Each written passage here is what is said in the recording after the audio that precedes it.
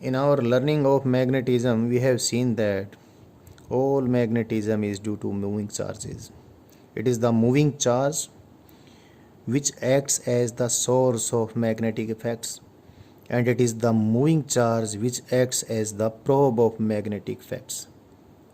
Firstly, we considered moving charge as probe of magnetic effects, and we defined magnetic field in terms of magnetic force experienced by moving charges. And secondly, we considered moving charges as source of magnetic effects, and we determined the magnetic field produced by the moving charges. Now, since we know that both the probe and the source of magnetic effects is the moving charge itself, so why not we consider a single arrangement in which one stream of moving charges will produce magnetic field, and the other stream of moving charges will find itself immersed in the magnetic field produced by the first stream, and hence it will feel some magnetic force. When we do that, then both the source and the probe of magnetic effects, that is the moving charges, will be clearly seen by us, producing magnetic interaction upon each other. So if we do that, our learning of magnetism will be complete. तो मैं क्या करने वाला हूँ ये बिल्कुल clear है। मैंने मूविंग चार्जेस की दो स्ट्रीम्स कंसीडर करनी हैं, और मूविंग चार्जेस की स्ट्रीम्स का प्रैक्टिकल फॉर्म है करंट कैरिंग कंडक्टर्स। तो मैं दो करंट कैरिंग कंडक्टर्स पे मैग्नेटिक फोर्स कितना लगेगा एक दूसरे पर, वो कितना मैग्नेटिक फोर्स एक्सर्ट करेंगे, ये समझाने वाला हूँ। इसके ज़रिए हमारी मैग्नेटिज़म की लर्निंग कंप्लीट हो जाती है। तो मैंने दो current carrying straight parallel conducting wires को कंसीडर किया है। They are very long conducting wires. इन वेरी लॉन्ग कंडक्टिंग वायर्स का मैंने एक स्मॉल सेगमेंट, दोनों का स्मॉल सेगमेंट एक दूसरे के आमने सामने लिया है।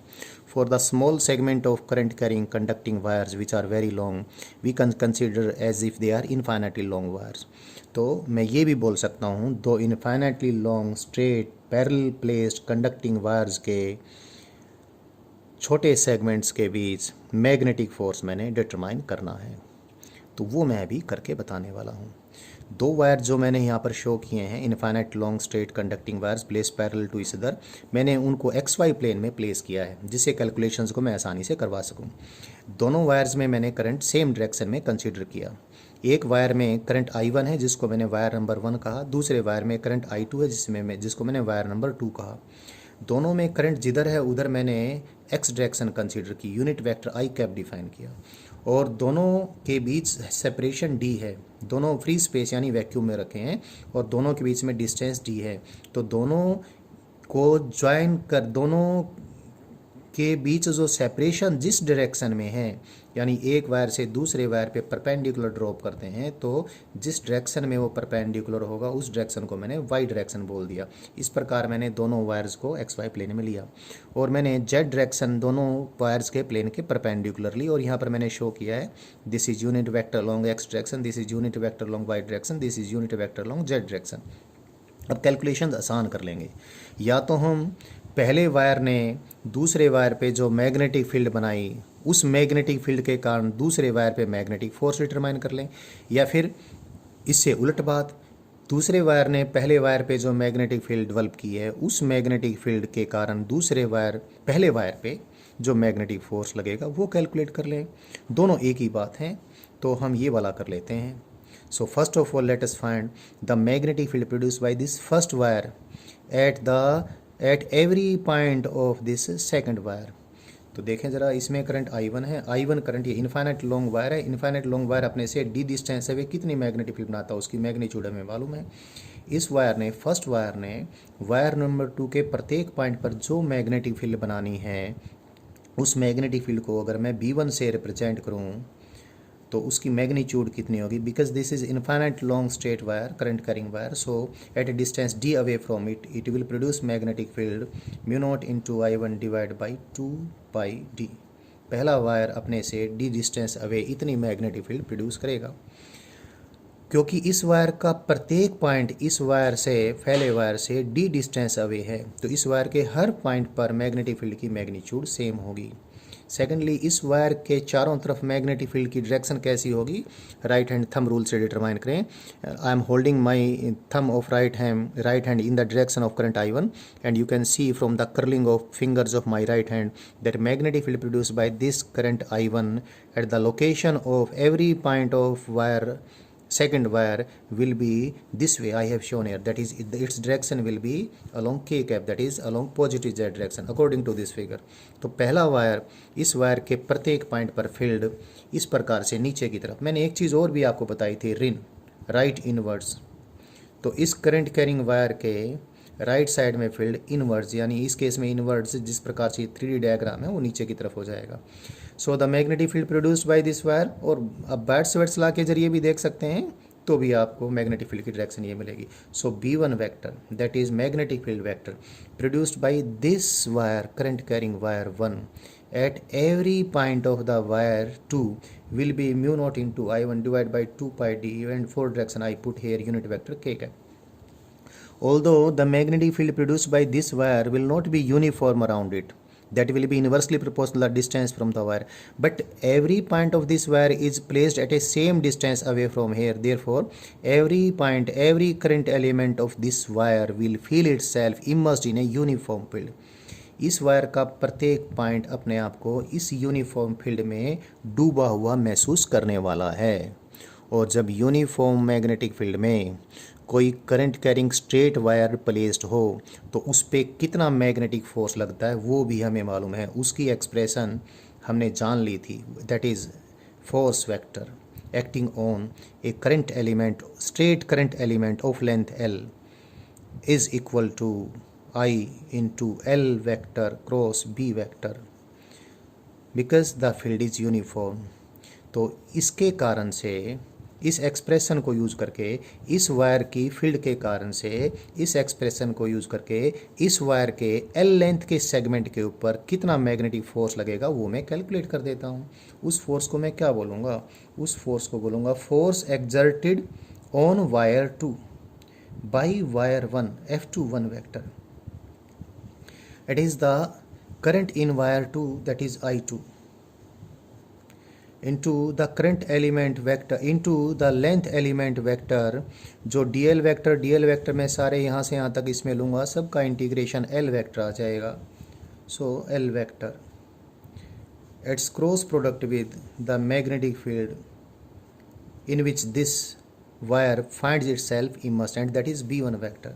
सो ये इस पे सेकंड वायर के ऊपर मैग्नेटिक फोर्स, सेकंड वायर के L लेंथ के टुकड़े के ऊपर फर्स्ट वायर ने जो मैग्नेटिक फोर्स लगाया वो यहाँ से हमारे को मिल जाने वाला है।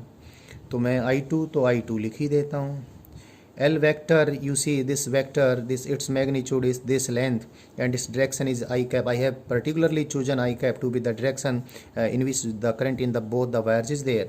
So I2 into this L I cap, and B1 vector I have already written here, it is mu naught into I1 divided by 2 pi d, and its direction is k cap, and you know I cap cross k cap, it gives us a unit vector along minus y direction, so minus j cap। So this force F21 vector is equal to how much? For the direction it is minus j cap, and for magnitude it is mu naught I1 I2 divided by 2 pi t, so and the length also। So this is the magnetic force exerted by wire 1 on a segment of length L of wire 2. Similarly, we can determine the magnetic field B2 produced by this wire at every point of this one, and you can see the magnitude and direction. First you see the direction of B2 vector as I have shown in this figure. If I write the, although you could write the force exerted by this wire on L length segment of this wire by using Newton's third law, that is every action has equal and opposite reaction force, ऐसे भी लिख सकते थे, लेकिन हम अलग से निकाल के भी देख लेते हैं, कुछ समय भी नहीं लगने वाला हमें। B2 वेक्टर डायग्राम्स मैंने डायरेक्शन इसकी बताई दी है, और B2 वेक्टर भी infinitely long straight current carrying wire ने अपने से d डिस्टेंस अवे जो फील्ड प्रोड्यूस करनी उसको मैंने लिखना है बस। वो कितनी आएगी, mu naught into What is the current here? Here it is I2 and divided by 2 pi d, and the direction of this B2 vector is opposite to k cap unit vector, so it is minus k cap in direction. So the force on the length element, force on the segment of length L of wire 1 exerted by wire 2, let me write it F12 vector, force on 1 by 2, it is I1, I follow the same expression, I1 L vector is again here also L vector is in this direction, and this is L vector for this current carrying wire, so it is L I cap cross this B2, and B2 vector is mu naught into I2 divided by 2 pi d, and for direction it is this magnetic field is minus k cap, and you know I cap cross minus k cap is positive j cap, so this force comes out to be positive j cap for direction, and it is mu naught into I1 into I2 into L divided by 2 pi d. So let us see this one and this one. You could already, I told you, you could write it just by using Newton's third law, but we have evaluated it also, so I can easily write now the F21 vector is negative of F12 vector, and one thing you see, the force on this part of the or this wire, force on this wire is in this direction, this is the direction of positive j cap, and force on this wire is along negative j cap direction, this is negative j cap direction, see this here and see this for this force, इस इन दोनों की directions, क्योंकि इसकी तो positive जे cap में आई है और इसकी नेगेटिव जे कैप में आई है, तो एक कंक्लूजन तो यहीं से क्लियर है कि अगर दोनों वायर्स में करंट सेम डायरेक्शन में यानी पैरेलल करंट्स हैं बिल्कुल, तो दोनों एक दूसरे को अट्रैक्ट करेंगे। अगर ये वायर्स के अंदर करंट एंटी पैरेलल होता, एक में करंट इधर होता दूसरे में उसके अपोजिट होता, तो दोनों के बीच रिपल्सिव फोर्स आता।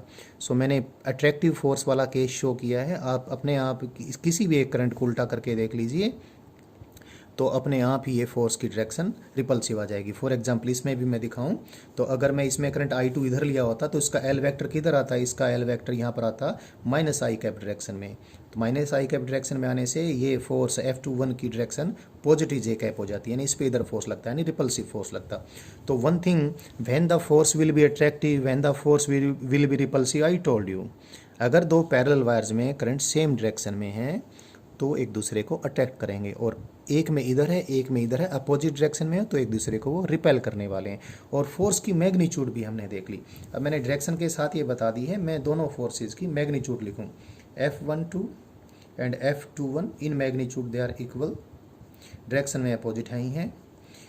Remember what I have determined the force on a segment of length L of one wire exerted by the complete other wire, एक वायर के L लेंथ के सेगमेंट के ऊपर दूसरे वायर ने, दूसरे कंप्लीट वायर ने जो मैग्नेटिक फोर्स एक्सर्ट किया वो मैंने लिखा है, और उसकी वैल्यू कितनी आ गई है, उसकी मैग्नीट्यूड आ गई mu naught into I1 into I2 into L divided by 2 pi d. So from here we can easily write what is the force per unit length of each wire exerted by the other wire. F12 by L, that is magnetic force acting per unit length of wire 1 applied by wire 2, and F21 by L, that is magnetic force acting on unit length of wire 2 exerted by wire 1. It comes out to be mu naught divided by 2 pi into I1 into I2. इसको हम समझ लिए, I forget writing d here, इसको हम अच्छे से समझ लिए हैं, और इस समझ के ज़रिए हमें ये क्लियर हो ही जाता है कि all magnetism is due to moving charges, that is magnetic field is produced by moving charge and the magnetic force is felt by moving charge. तो ये तो क्लियर हो ही गया है। यहाँ पर एक बात मैं बताना चाहता हूँ, ये जो हमने ये जो लॉ लिखा है विच अकॉर्ड, इसको मैं लॉ भी बोल सकता हूँ, बेसिकली इसको एम्पियर्स फोर्स लॉ भी बोलते हैं। दो करंट कैरिंग पैरेलल वायर्स एक दूसरे के सामने रखे हैं, लॉन्ग वायर्स हैं, और उनके स्मॉल सेगमेंट्स के ऊपर पर यूनिट लेंथ जो मैग्नेटिक फोर्स लगेगा, जो I1 और I2 के प्रोडक्ट के डायरेक्टली प्रोपोर्शनल है और वायर्स के बीच डिस्टेंस के इन्वर्सली प्रोपोर्शनल है। यहाँ पर देखो आप, तो the law, such law is called Ampere's law, amperes force law. एक एम्पियर्स सर्किटल लॉ भी है, जिसको सिंपली हम एम्पियर्स लॉ या एम्पियर थ्योरम भी बोलते हैं, जिसके जरिए हम मैग्नेटिक फील्ड के लाइन इंटीग्रल अलोंग ए क्लोज लूप को the current passing through any surface bounded by that close loop से रिलेट करते हैं। लेकिन इसको हम एम्पियर्स फोर्स लॉ बोल देते हैं। और एम्पियर्स फोर्स लॉ क्या है ये हमने समझ लिया है, और इसको अब यूज़ करके मैं 1 एम्पियर करंट को डिफाइन करने वाला हूँ। So I just rewrite what I taught you just now. The force on unit length of one wire applied by the second wire, or the force on unit length of second wire applied by the first wire, it is mu naught divided by 2 pi into I1 into I2 divided by d। और हमें मालूम है mu naught की value हमने, what is the value of mu naught, what is the name we have given to it, we call it absolute permeability of free space, and its value is 4 pi multiplied by 10 raised to the power minus 7 Newton per ampere square. So from here this mu naught divide by 2 pi, mu naught divide by 2 pi, mu naught का जो historical development है इस constant का, पहले किसी और ढंग से था, फिर किस प्रकार से बनता आया, वो सारा हिस्टोरिकल डेवलपमेंट मैं यहाँ पर नहीं कंसीडर कर रहा हूँ। जिस प्रकार से हमने इस सब्जेक्ट को लर्न किया है, उससे जो हमने ऑलरेडी हमारी जो लर्निंग थी उसको मैं यहाँ पर अभी इस्तेमाल कर रहा हूँ। म्यू नॉट डिवाइड बाई 2 पाई की वैल्यू मैं कितनी लिखने वाला हूँ, 2 multiplied by 10 to the power minus 7 Newton per ampere square. So let me write this value of mu naught divided by 2 pi here. So I write the values of magnetic force per unit length of each wire applied by the second wire, F12 by L and F21 by L. That comes out to be 2 multiplied by 10 to the power minus 7 Newton per ampere square into I1 into I2 divided by d. Now let us do something special, some special thing we are going to do. Let us take I1 equal to I2, let us represent it by I. अगर हम ऐसा करते हैं तो इस expression को हम कैसे लिख देंगे, इसको लिख देंगे F12 by L equal to F21 by L, that is magnetic force per unit length of each wire applied by the complete second wire is, this comes out to be 2 multiplied by, if they are carrying the same current parallel in parallel direction or anti parallel direction, anti parallel और parallel में सिर्फ ये फ़र्क पड़ेगा, force attraction का होगा या repulsion का होगा, आई स्क्वायर डिवाइड बाई डी, ये आ गया। तो अब इसमें एक थोड़ा सा हम और भी करते हैं। अगर L 1 मीटर हो, already I told you the wires are place in free space, that is wires are place in vacuum, और दोनों के मैं 1 मीटर लॉन्ग पार्ट कंसीडर करने वाला हूँ, and I place the wire at 1 meter apart in vacuum, और current ऐसा हो, this I is so much so that when we are considering the force between 1 meter long parts of each wire and the wires are placed at a distance of 1 meter away in vacuum, and the current I itself is such that the force, this F12 जो कि F21 है, जो कि उनके 1 meter long टुकड़ों पर है, वो कितना हो, 2 multiplied by 10 to the power minus 7 Newton हो। तो इस एक्सप्रेशन को एक बार मैं यूज़ कर लेता हूँ वापस से, मैं लिखूँगा 2 गुना 10⁻⁻7 newton per metre, that is equal to 2 गुना 10⁻⁻7 newton per ampere square into I square divided by 1 meter. From here what we get? We get I square is equal to 1 ampere square, that is I is 1 ampere. So I is such current, अगर I ऐसा current है तो उस current को ही हम 1 ampere current बोलते हैं। तो इस प्रकार से 1 एम्पियर करंट की हमारे पास डेफिनेशन आती है। 1 एम्पियर करंट ऐसा करंट है जो दो infinitely long straight parallel placed conducting wires में फॉलो करे and the wires are placed at 1 meter apart in vacuum, then the magnetic force between their 1 meter long parts becomes equal to 2 multiplied by 10 raised to the power minus 7 Newton. इस प्रकार से हमने 1 ampere current की definition भी कर ली है। तो इस एक्सपेरिमेंट में, इस एक्सपेरिमेंटल कंसीडरेशन में हमने दो parallel straight current carrying wires के बीच मैग्नेटिक इंटरेक्शन को तो समझा ही है, और कई चीज़ें भी हमने मैग्नेटिज्म से रिलेटेड क्लियरली समझ ली हैं। एक तो यही कि the moving charge is the source and moving charge is the proof of all magnetic effects, और इसके ज़रिए हमने 1 एम्पियर करंट को भी डिफाइन कर लिया है।